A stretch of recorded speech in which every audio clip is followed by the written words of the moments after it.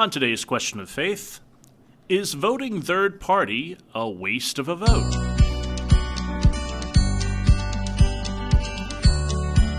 Hey there, everybody. This is Question of Faith. I am Deacon Mike Hayes. I'm the director of Young Adult Ministry here in the Diocese of Cleveland. And I'm Father Damien Ference, the vicar for evangelization. Happy Election Day, everyone. Happy Election Day. Recording this on Election Day. I'd like to make one prediction about Election Day. Go. The world will not end no matter what happens today. And Jesus Christ will still reign as king. Right, exactly. Yeah, yes, that's true. We should have hope no matter what happens here, no matter which side of the aisle comes out victorious. Did you see the question I sent for the staff for lunch today for Together Tuesday? I don't think I did. Okay, so I was driving in, I think, when you sent it. Every Tuesday, we gather together with our whole Parish Life staff. There's over 20 that are on our staff. Not all 20 can make it every week, Sure. but we always have a question of the day that just gets things going, and then we pray, and then we eat lunch together for an hour. It's the one day during the week where we all gather for lunch. So the question of the day is, do you think we'll know who the new president is by midnight? Oh yeah, I did see that, yes. Yeah. No. Oh, you're not supposed to answer yet. You can answer later. So Yeah, well, they'll hear this later, so that's fine. Yeah. Yeah, that's good. Yeah, I bet you we'll be evenly split on that, too, now that I think about it. We'll see. We'll see, yeah. Exactly. My friend John thinks it'll be over by 10:45. See, there you go. So some people think, I don't know. Yeah, I do not think that. All right, so the question was actually submitted by me. I submitted it. You did. Because I am voting third party. I'm voting for a guy named Peter Sonsky, who is the candidate for the American Solidarity Party. And some people say, what the heck is the American Solidarity Party? You can look them up online. It's solidarity-party.org. Yeah, and actually, this is not my first time voting third party, but yes, I get knew this all the time. People will say, you are wasting your vote. So what are your thoughts? They're right, but however, I will say this is I don't think it's wrong to vote third party if that party has actually a chance of winning, right? You know, I mean, one of my friends argues this with me all the time, and she says, "Well, third party, it's important to vote third party because then that's how those people get known. That's how people kind of bring attention to those things." And I was like, well, okay, that's a good point. And I said, but, at this point, shouldn't we have been paying attention to them already? And if we didn't, then do they have a reasonable chance of winning, I guess would be my question there. Well, that is a good question, and perhaps not in this election, but perhaps down the line, the more attention that a third party gets, the more possible it could be that America could move from a two-party system where I feel like... Well, let me put it this way. This is the first principle for the American Solidarity Party, sanctity of life. Human life is sacred from conception to natural death. We thus oppose abortion, euthanasia, any direct and intentional attacks on innocent human life. We oppose the death penalty as an unnecessary measure to protect human life. Neither the GOP or the DNC are on board with that. Correct. Both candidates of the major parties are not on board with that. Particular item. Yes. And so if you go through the platform, the American Solidarity Party is committed to the betterment of our nation and world through prudent policies guided by our Christian democratic values. And you can go through and see how that is. I don't feel dirty when I vote for. I don't like having to choose between two evils. Why choose between two evils when you can actually choose something that's good? Oh, that's a good point. I like that. Yeah. All right, maybe I'll turn around on this for you, but you don't have to turn around. I'm not going to. I'm just arguing that it is certainly not a waste of a vote. And although I'm not a huge Kantian, I like some of what Immanuel Kant does. But one of the questions he asks us to ask ourselves when we do something, whatever the human action is, one of the ways that you know it's good, according to his categorical imperative, is what if this act was universalized? So what if everyone did what I do? Sure. Would that be better or would that be worse? And I would argue and this is, you don't have to agree with me, but I am voting according to my conscience. Of course. I think this is the best thing for me to do. And you can disagree with that, and others have disagreed with that. Yeah, I might argue it would have been the best thing for you to do a year ago. And then I couldn't have done it a year ago. We vote every 4 years on the president. No, but I mean to get that candidate more widely known. I mean, what did you do up until now to get Sonsky's name out there? I mean, talk to people. I don't have a lot of money. I mean, this is the problem. Why do we have two parties? Because there's a lot of money behind all this. Exactly. This that's really the case, isn't that right? Yeah. Yeah. Right. Exactly. Yeah, no, it's going to be interesting. It's funny. I was just driving around in various areas of the city and seeing all the political signs that are out now. All around, both the east side, west side of Cleveland. It's just interesting to see how polarized we are. Yeah, it's true. And I think you've made this point before: is that we can't. It seems like we can't really elect someone in the center anymore. Where you and I are firmly all the time. I mean, I might be a little left of center, you might be a little right of center, but at the same time, we're in the center, and it doesn't seem like any of our candidates are ever there anymore. It's like I can't really go down a checklist anymore and say, oh yeah, that guy's kind of reasonable.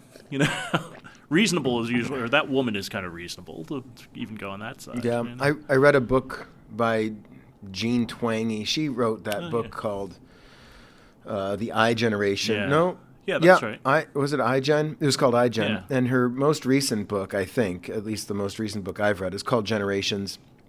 And so she covers the silent generation, baby boomers, Gen X, which is us, millennials, Zoomers, and then the generation born after 2012 is known as the alpha generation or the polar generation. And one of the reasons they're called the polar generation is because the world is more polarized than it ever has been.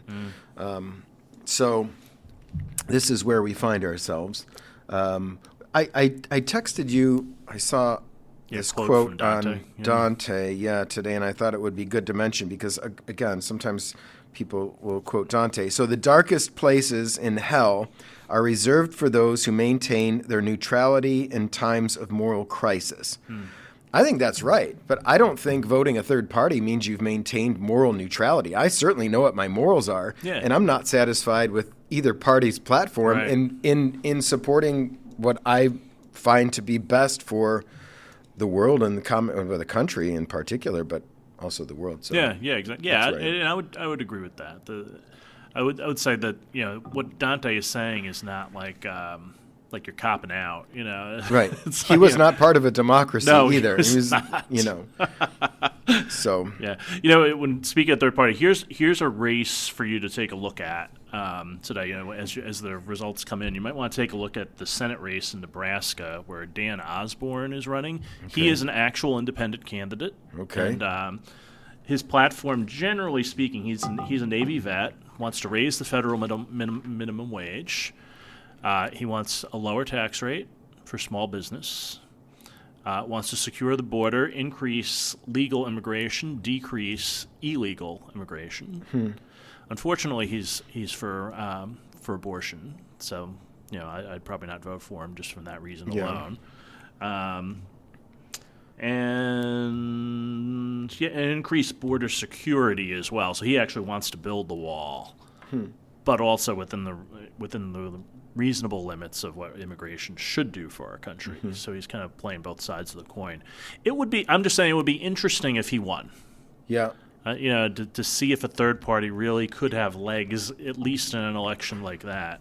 And apparently he's gaining traction. So. Well, it would be on a more local level that this would have to start. And again, I don't think Sonsky has a chance of winning this year, but I do think the more attention that is given to a third party could make for better opportunities down the line, and I'm thinking here in terms of long view, because you'd also have to figure out who you're going to work with. How could you work with the House or the Senate when it's just two parties with the exception of very few independents? So that would be my hope. I think we lock ourselves in. I don't think we're creative or imaginative enough in the way that we think about who we can be politically. And as a Catholic, you really are a political orphan. It's not like you'd say this party suits me or this party suits me perfectly to any degree. And I know people can argue, this party certainly is more or this party is certainly less. Okay, well, I'm gonna vote for Sonsky. Some of the young adults have said that about me, right? They've said, like, you're interesting. You're kind of too liberal for the conservatives, but you're too conservative for the liberals. Which, and I mean the extremes of those two things. I don't think I'm far left, and I certainly don't think I'm far right. But if ever that was a call, right? I mean, I think that's what I really think we need today, is that we need the more centrist voices to kind of come together. Last year we did this Faith and Science conference that we started last year, and one of the questions that we looked at last year was the environment, and we had a professor from Ohio State who came up, and one of the things that he had said in our discussion was, he said, we need more conservative voices in the environmental movement, because it's not like the liberal side has figured all that out. Yeah. And in fact, some of their methods are like way too extreme for most people in America. And he was like, especially if they're against having children. Right, exactly. Yeah. All those kinds of things. And so he's like, we need these kinds of voices. I say all the time, what we really need are people who are willing to work for consensus, not people who are willing to work for majority, because in the majority you have 49 people who are all mad. Yeah. But if you work for consensus, unfortunately, that takes longer. But is there a way that we can all kind of come together and say, okay, is this a decision we can live with that meets with all of our with this side's moral judgments that we can kind of give a little bit to, and maybe this side's more economic freedom that maybe we want to live with, on whatever issue it might be. It's hard to do. I mean, it's how I try to manage in some ways, and when I've been managers of departments and things like that, I try to work for consensus. Is this a decision we can all live with and get behind? And until we can, well, then let's keep talking. Yeah. Status quo is going to remain for a little while. And again, we are part of a governmental system that is representative, but that doesn't mean that you're off the hook. Like, you vote these people in to do your work. You're supposed to be doing your own work locally, and being active in your own communities too. Yeah. So all that matters, and that doesn't stop depending upon who's elected. You do good work for the common good and be active in your communities. So yeah, I'm interested to see where this thing goes, and how, because half the country is going to be disappointed, as happens every 4 years. But Christ is King; He is Lord. We serve Him. I don't serve a president. The president and the government's supposed to serve us. So, well, we'll see where it goes. Yeah, it's. How are you going to spend Election Day? Have you voted already, by the way? No, because I had to be at the seminary this morning, and Father Eric texted me and said, "Do you want to go down and vote now?" We vote at Rocket Mortgage Fieldhouse, so I want to go down there and do that, which I think is very cool. That's right. So I'll do it after lunch, I think, because I don't have any time before then.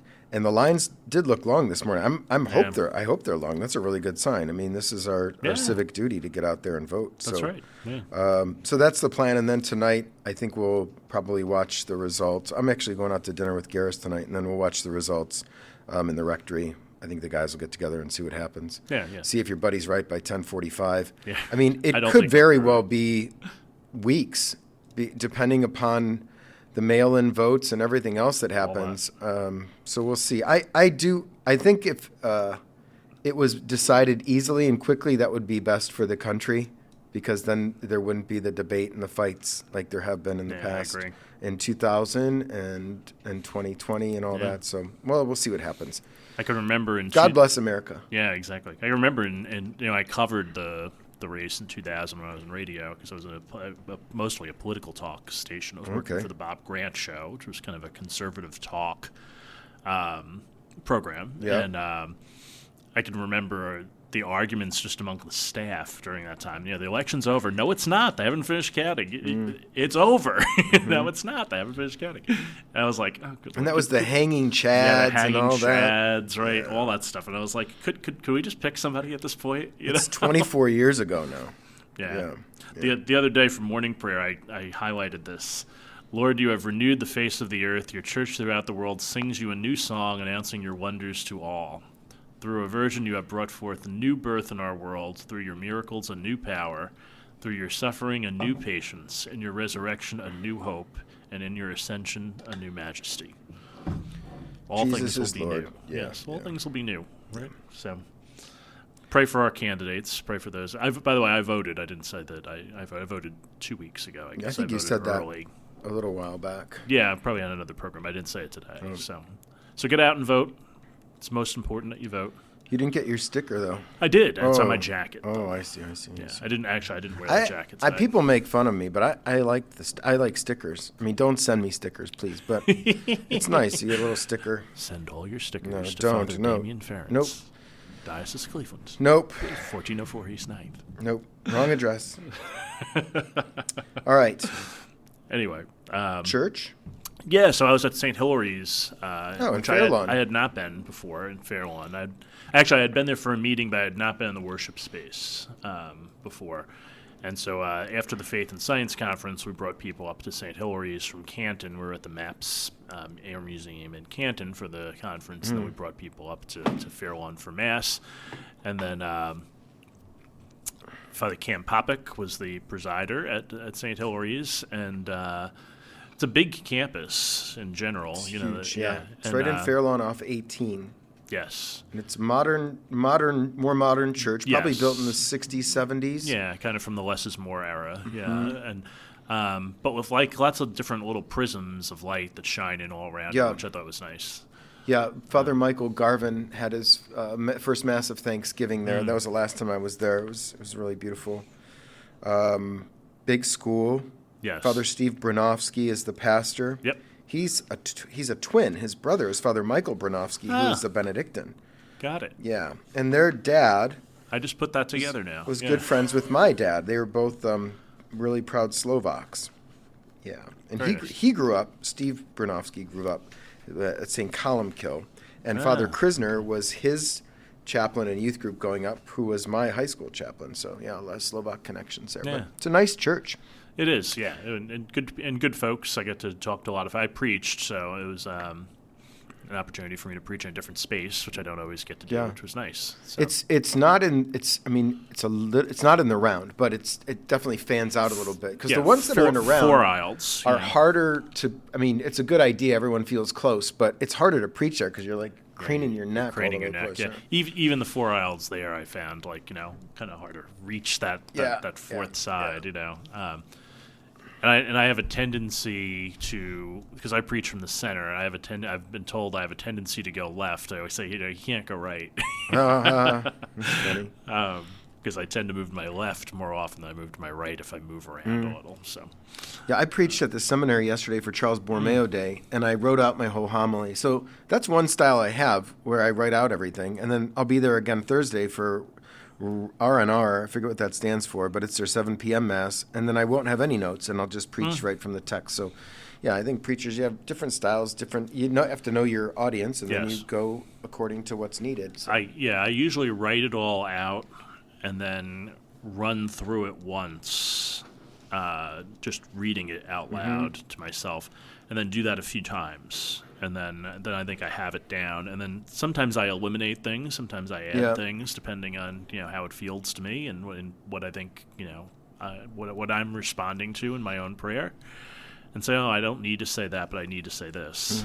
And then I'll start. Then on my morning walks, I'll try to memorize it as I go through my morning walks. My drives in, I'll try to memorize it and say it out loud in the car a couple of times. And then when I think I've got it, I've got it. I see. And I generally don't use the notes. I generally preach just from the center, no notes. If you ever see me preaching from the ambo, I probably did not have enough time to memorize the homily or had trouble memorizing. Sometimes I have trouble with memory. Yeah. So I'm like, I can't memorize that this time. So. I'm at the point where I don't memorize the hymn. I basically know I've got moves in my head, and it's like, I could just preach this thing, and I leave enough room for the Holy Spirit. But there are times, like yesterday, where I knew everything I wanted to say, and I had the words to say it. Plus, it's a seminary audience. These guys do pay attention, and I wrote it in such a way that it would be fun to hear. So it wasn't boring or cold, but every word mattered, and I wrote it that way. And that is one way to preach, too. I mean, the popes preach that way often. So, true. Yeah, and a lot of the church fathers did. Yeah. Not all the time, but some did. So anyway, you do what works. Yeah. I often have 4 to 6 topic sentences. If I could remember the 6 topic sentences, I could remember the whole homily. Cool. Easy to do it that way. So St. Hilary's Church, Fairlawn, Ohio, very nice Akron suburb. Check it out. Check it out. The great The traffic stinks around there, though. Kinda, yeah, you're right. So make some time. Don't be late to mass. Yeah, the great Krista Alberta, part of that parish. Yeah, that's where she's from. Yeah, now the campus minister at Akron. Yeah, I saw she and Father Zaruka dressed up as that Sherry O'Terry and Will Ferrell cheerleading characters. Oh, that's very funny. For their Halloween party down at Akron, which is a riot. That's great. Okay, I didn't see gang. that. Yeah, it was pretty good. All right, so readings for the 32nd Sunday in Ordinary Time. The Widow's Mite this week. The poor widow came, put in 2 small coins worth a few cents. Calling his disciples to himself, Jesus said to them, Amen, I say to you, this poor widow put in more than all the other contributors to the treasury, for they have contributed from their surplus wealth, but she from her poverty has contributed all she had, her whole livelihood. I thought back to the rich young man. You know, the rich young man is asked to go and sell what you have and give to the poor. You know, it was fine for him to obey all the commandments, but to give away everything and depend on God alone, that was a bridge too far. But then there's I preach on the rich young man, and one of the things I talked about was there was this episode of a TV show. I don't know if you've heard of the Sports Night. It's an Aaron Sorkin TV show. You would probably like it. I know Aaron Sorkin. It's like an ESPN type show, and it's about the cast and crew. It's on there. It's very well done. But there was a vagrant that wandered into the office, and this guy ran into him. And he saw that the guy wasn't going to do him any harm, so he didn't call security, and he offered to share a sandwich with him. And he puts the sandwich down on the table, and this guy brandishes a switchblade and starts to move toward him. And he starts to panic. He's like, whoa, man, what's going on? But then the vagrant just cuts the sandwich in half and hands him the other half of the sandwich on the tip of the blade. And I said, that guy gets it. That guy can even give away what little he has to be in relationship with somebody else. And I said, and that's sort of like the widow's mite. She can even give away what little she has and depend on God's grace alone. Yeah. I was at the Catholic Imagination Conference at University of Notre Dame this weekend, and I actually, part of my paper, I included that section because I was going through Mark's Gospel, and my paper was on handling serpents and drinking poison, which Jesus says to the apostles that they can do.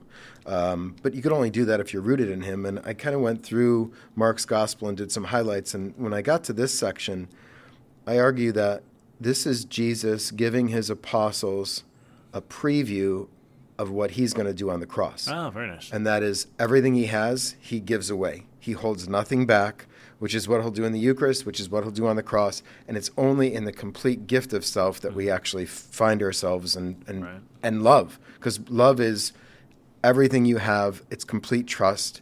It's complete surrender and giving everything away, which this widow does. So Jesus holds her up as a model. And that's nice, to compare her to the rich young man who was unable to do that because it was too much. And he didn't trust that Jesus would provide for him or that God would take care of him. She did. So it's a good lesson to us. Yeah. It's hard to do, too. Absolutely. Yeah, it's hard. Yeah. But it's the only way to happiness. Right. Yeah. Scary at times, but, if you could let go, you let go. I also talked about working in a hospice when I was in college. And I said that, at the end of people's lives, it was very easy to give away the car keys. It's very easy to give away the bank account numbers, easy to give away the deed to the property, and lean into the fact that it's really just them and God. Even their relationships in the end, they have to say goodbye well. Yeah, and you've got to trust that you'll see people again on the other side in heaven. That's why you want friends with the Lord, and you can let them go and then reunite in the promised land. So it's a lot of trust. It's always that. It's the Paschal mystery. It's at the heart of everything. All right, so Election Day. Make sure to vote. Vote. Get out and vote. And remember, Jesus is Lord. Absolutely. Have hope in the future as we continue to go on down the road here in this great old country of ours. Wouldn't want to live anywhere else. Could tell you that right now.